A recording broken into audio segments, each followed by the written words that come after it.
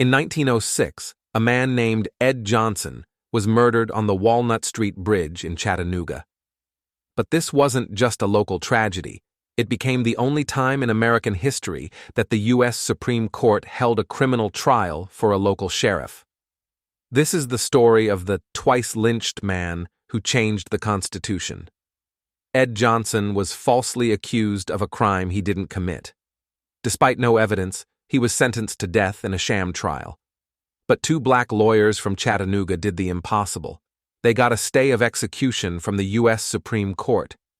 Justice John Marshall Harlan famously said, "Every man, no matter how humble, is entitled to the protection of the laws."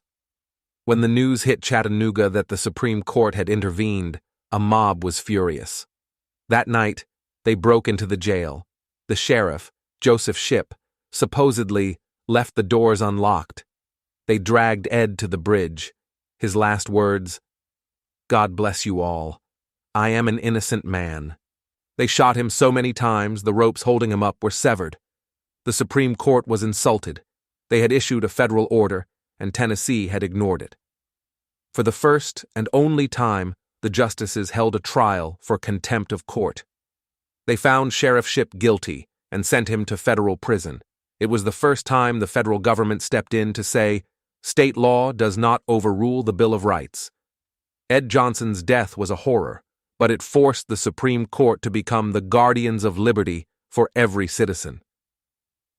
Today, a memorial stands in Chattanooga, so we never forget the man who died to prove that no one is above the law. Follow for more Big Tennessee Truths.